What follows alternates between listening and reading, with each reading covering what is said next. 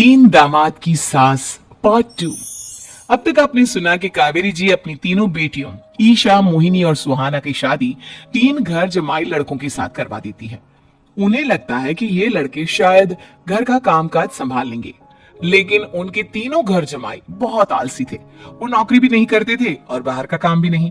कावेरी जी ने अपनी बेटियों से कहा कि वो प्रेगनेंसी का बहाना बनाकर अपने पतियों को सबक सिखाए।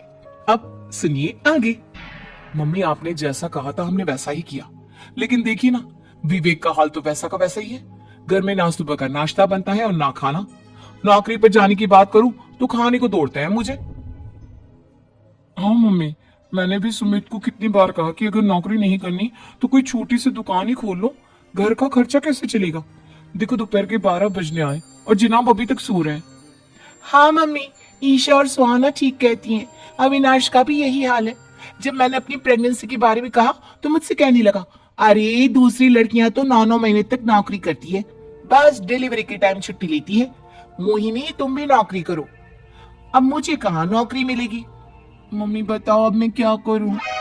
हे भगवान, क्या सोचकर घर जमाई दामाद लाई थी मैं कि मेरी बेटियां मेरे पास रहेंगी और खुश रहेंगी, लेकिन इन आलसी दामादों ने तो हमारी जिंदगी को भी प्रॉब्लम में डाल दिया है। मैं तो कहती हूँ मम्मी, हम लोग वापस अपनी जॉब पर जाना शुरू कर देते हैं। बता देते हैं इन लोगों को कि हमने प्रेगनेंसी का बहाना किया है। नहीं नहीं बेटा, ऐसी गलती भी मत करना। अगर तुमने ऐसा किया तो इन तीनों की आदत और खराब हो जाएगी। अरे आज नहीं तो कल कभी तो तुम प्रेग्नेंट होगी, तब वापस यही प्रॉब्लम आएगी। तब क्या करोगी तुम तीनों? हाँ मम्मी, आपकी बात तो बिल्कुल सही है। इन लोगों को तो सुधारना ही पड़ेगा। लेकिन कैसे? अपने बच्चों के आने की खबर सुनकर भी इन लोगों पर कोई असर नहीं हो रहा। पैसे कमाने के लिए घर से बाहर निकलना ही नहीं चाहते ये तीनों। अब मेरे दिमाग में एक प्लान आया है। तुम तीनों चिंता मत करो, उन तीनों को बुलाओ, फिर मैं बात करती हूँ। थोड़ी देर बाद कावेरी जी अपने तीनों दामादों को सामने बुलाकर अपनी बात कहना शुरू करती हैं। अविनाश, सुमित और विवेक, देखो बेटा, मैं ना तुम तीनों से बड़ा प्यार करती हूँ, इसीलिए तो तुम्हें घर जमाई बनाकर रखा है मैंने। अरे मम्मी जी, सीधे सीधे कहिए ना, क्या बात है? प्यार तो हम भी आपको बहुत करते हैं। अरे मम्मी जी, आपकी इज्जत भी बहुत करते हैं। अरे भाई, आपकी जैसी सास और कमाने वाली बीवी सबको मिलती है क्या? हाँ मम्मी, विवेक और सुमित ठीक कह रहे हैं। आपकी बेटी से शादी करके मेरी तो जिंदगी ही अच्छी हो गई है। जानती हूँ मैं, और ये भी जानती हूँ कि तुम तीनों अपनी अपनी बीवियों से बहुत प्यार करते हो। बेटा, बात ऐसी है कि हमारे कुल गुरु ने कहा है कि प्रेग्नेंट होने के बाद मेरी तीनों बेटियां शुरू के 4 महीने हमारे गांव में जाकर रहेगी, जहां मेरे चाचा जी रहते हैं। अरे लेकिन क्यों मम्मी, गांव में जाकर रहने की क्या जरूरत है इन तीनों को? वो क्या है ना बेटा, हमारे परिवार को एक श्राप है। अगर मेरी बेटियों ने यहाँ पर बच्चा पैदा करने की कोशिश की तो उनके बच्चों को कुछ भी हो सकता है। इसलिए अब से लेकर 4 महीने पूरे होने तक इन्हें गांव वाले घर में रहना पड़ेगा। हाँ, तो इसमें प्रॉब्लम क्या है मम्मी जी? हम भी वहां जाकर रहेंगे, पिकनिक बनाएंगे। अरे भाई, बीवी जहाँ हम भी वहाँ। हाँ यार, आइडिया तो बहुत अच्छा है। शहर की जिंदगी में रह रहकर परेशान हो चुके हैं, अब कुछ दिन गांव में बिताएंगे। तुम लोग समझने की कोशिश क्यों नहीं करते? तुम में से कोई भी वहां नहीं जा सकता, और मैं यहाँ रहूंगी ना तुम तीनों के साथ। 4 महीने की तो बात है, उसके बाद ये तीनों ही लौट कर आ जाएंगी। ठीक है मम्मी जी, अब हमारे बच्चों का सवाल है तो ये तो करना ही पड़ेगा। कावेरी अपनी तीनों बेटियों को कुछ दिन के लिए घर से बाहर कहीं दूसरे शहर में रहने के लिए भेज देती है। कुछ दिनों के बाद, अरे मम्मी जी, बहुत दिन से पिज्जा नहीं खाया, मंगवाइए ना। क्या बताऊं बेटा, पहले तो बेटियां खर्चा दे देती थी क्योंकि उनकी नौकरी थी, लेकिन अब तो मेरे पास पैसे ही नहीं बचे। थोड़े बहुत पैसे हैं जो बच्चों की डिलीवरी में काम आएंगे। लेकिन मम्मी जी, आपकी बेटियों को वापस आने में तो अभी बहुत वक्त बाकी है। वही सोच सोच कर परेशान हो रही हूँ। सोच रही हूँ कल से दूध भी बंद करवा देती हूँ। अब दूध वाले को देने के लिए पैसे भी तो नहीं है ना। अरे नहीं नहीं मम्मी जी, अगर दूध भी बंद करवा दोगी तो मुझे चाय कहाँ से मिलेगी? और चाय के बिना मैं तो मर ही जाऊंगा। क्या करूं बेटा, इसके अलावा हमारे पास कोई ऑप्शन नहीं है। मेरे पास पैसे ही नहीं बचे।